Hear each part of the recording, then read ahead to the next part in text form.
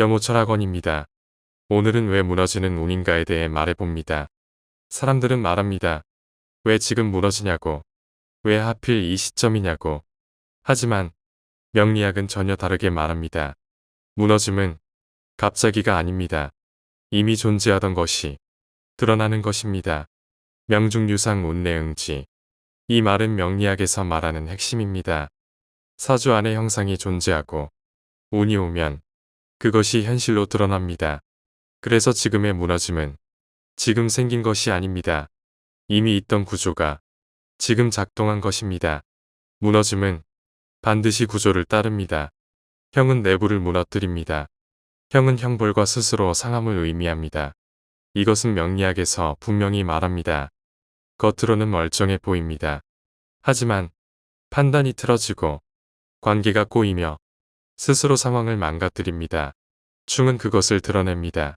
충즉 깨고 충은 저장된 것을 열어버립니다. 좋은 것이 쌓여 있으면 기회가 터지고 나쁜 것이 쌓여 있으면 문제가 터집니다.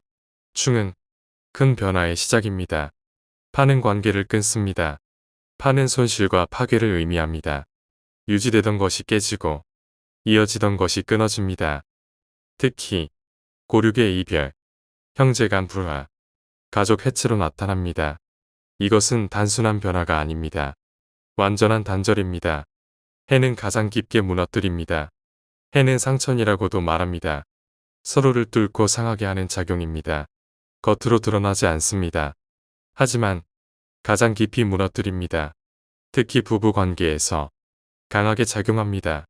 일지와 연결되면 이혼이나 사별로 이어질 수 있습니다. 백호살과 함께 작용하면 현실 사건으로 드러나는 경우가 많습니다. 그렇지 않더라도 정이 없는 부부, 같이 있어도 남과 같은 관계가 됩니다. 격각은 분리를 의미합니다. 연결되지 못하고 이어지지 못하며 끝내 함께 가지 못합니다. 결국 이별입니다. 고짐과 숙은 고독입니다. 기댈 곳이 없고 함께 갈 사람이 없습니다. 인묘와 연결되면 사별로 이어지는 경우가 많습니다. 이별은 거의 확정적인 흐름입니다. 공망은 허망입니다. 있는 것 같지만 잡히지 않습니다. 일지공망이면 부부 인연이 약하고 월지공망이면 부모 인연이 약합니다. 이것이 무너짐의 구조입니다. 하지만 여기서 끝이 아닙니다. 같은 구조를 가지고도 누군가는 무너지고 누군가는 버티고 누군가는 올라갑니다. 그 차이는 단 하나입니다. 흐름입니다. 좋은 사주는 형충파해가 없는 사주가 아닙니다. 그것은 움직이지 않는 사주입니다. 독즉불성 중즉성상. 이 구절 역시 명리학에서 말합니다. 하나로는 이루어지지 않습니다. 여럿이 모여야 형상이 됩니다. 문제가 있어야 이벤트가 생기고 변화가 생기며 결과가 나타납니다. 좋은 사주는 문제가 없는 사주가 아니라 문제를 흐름으로 바꾸는 사주입니다. 충이 오면 기회가 되고 형이 오면 방향이 잡히며 파가 오면 정리가 됩니다. 해가 와도 무너지지 않습니다. 이것이 구조의 힘입니다. 기치즉성 기산즉패.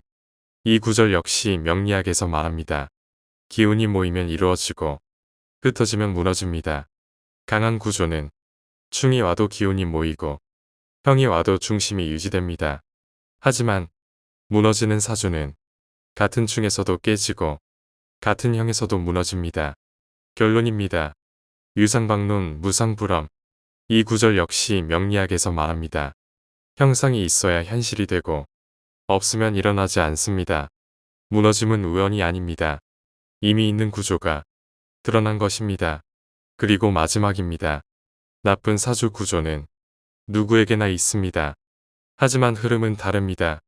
그래서 전 상황에서도 누군가는 무너지고 누군가는 올라갑니다. 이것이 사주입니다. 감사합니다.